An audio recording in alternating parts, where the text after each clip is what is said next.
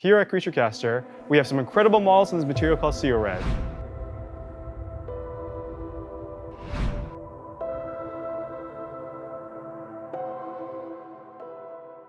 I'm Simon. I'm the operations officer here at CreatureCaster. Been a hobbyist for over 25 years. With SiOres, it's a little bit different than working with resin or plastic, so I'm here to show you some of the best parts of it and what to watch out for. Check your parts, make sure that everything's there. You don't want to be frustrated and later on find out that you're missing something, and contact our support email if there's anything missing. So before you begin, get together your essential tools. A craft knife with sharp blades, a round file, sanding sponges, a toothbrush or hard bristle brush, clippers, a pin vise with proper bits, a mask, super glue, and some milliput. Here are some additional non-essential tools. A curved sanding tool, a variable speed tool, Dremel, flex shaft, tweezers, and quick set for super glue or accelerant.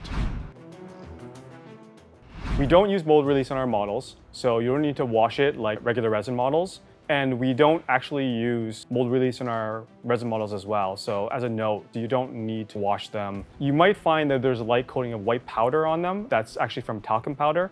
And if you find that there's an excess, just brush it off. Otherwise, the primer will adhere to it. Vents are small holes that are cut into the mold to allow for the material to fill the part. Unlike plastic or resin, you can clip quite close to the material since the material doesn't snap like other resin. For rounded areas, leave a bit of material and slowly work down towards the model, mirroring the shape. This will train your hand so that by the time you are flush with the part, you can easily cut away excess material without flattening out the part.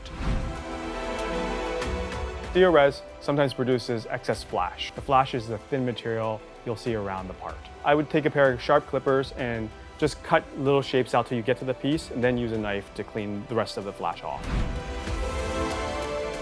First, a hobby knife. The big difference of working with SiOres compared to resin or plastic models is that it cuts very, very easily, almost like cutting through butter. This also makes it easy to shape with a knife. You can almost sculpt with it. Big pointer, you should be using a very, very sharp knife. And the con is you'll have to develop a muscle memory not to cut too much into it. One of the things that you might have to get used to is not scraping away the mold line with the edge of your blade like this. It doesn't work effectively on SiOres. Another way to remove mold lines is with files and sanding tools. Initially, it might seem difficult to sand SiOres, but you can sand it and use a brush to remove fine particulates so you can see what you're doing. And also use a fine grit of sanding paper. Sanding sponges are the best in my opinion. And files, a nice needle file that is round, since you can keep the organic shape of the rounded surfaces with a needle file. Those are the best tools to be using. If you're lucky enough to own a Dremel or flex shaft, you can also use this tool as long as you have the right bits to help clean mold lines in difficult to reach spots. Note that you will have to sand the part afterwards since the tool will be a bit savage on the material. You should avoid using these tools on a surface that are supposed to be smooth. Before you get to work on the actual part of the model, we recommend testing these methods out on a piece of unimportant sprue to get accustomed to working with the material.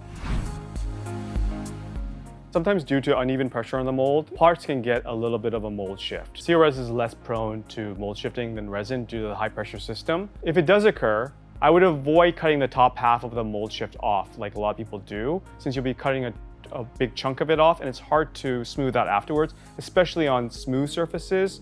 I would use milliput to fill in the seam and sand it away, especially if it's a smooth or focal point of the model. Unlike resin, which uses a chemical reaction to produce a finished product, SiOres uses heat and pressure to produce the model parts. Therefore, you should not receive any bent models, and the material is not going to bend in high temperatures like most resin models. In a hot summer day and you go back to your car and your models are in the car, you'll find that your weapons aren't bent. But I would still watch out for cooking your paint job. Final polishing. This step is important for a nice smooth surface. If you have ever sanded a plastic model before, you notice that it leaves a fine grit behind.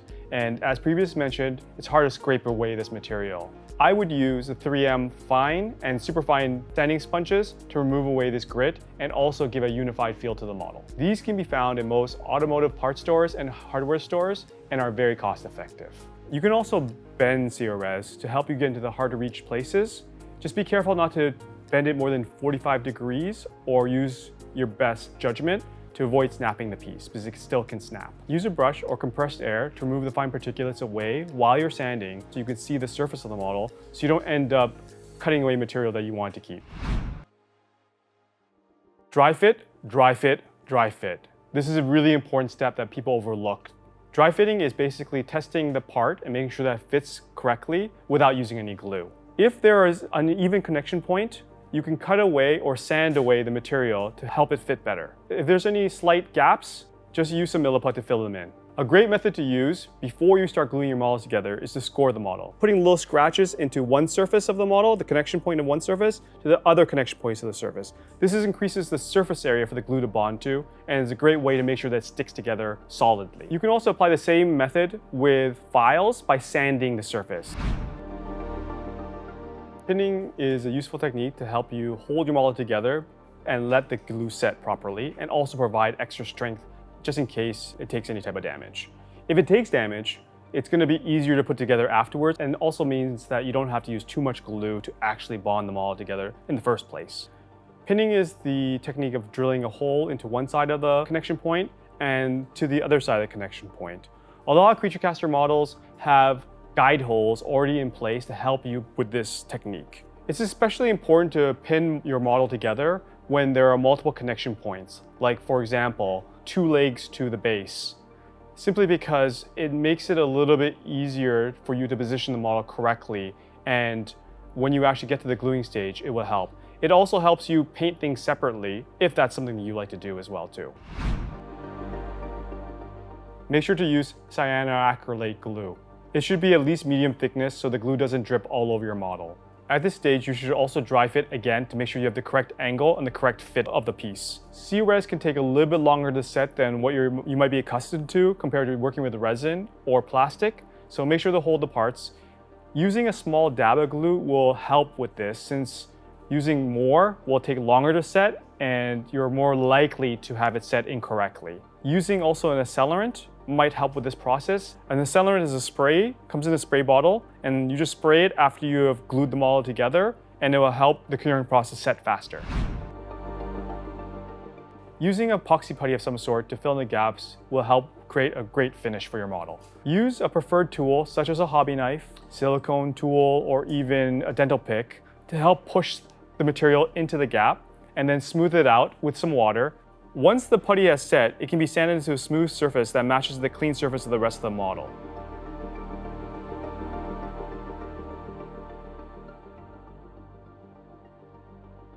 Hopefully, you use what you learned today, and this helps you build better models and have a better experience.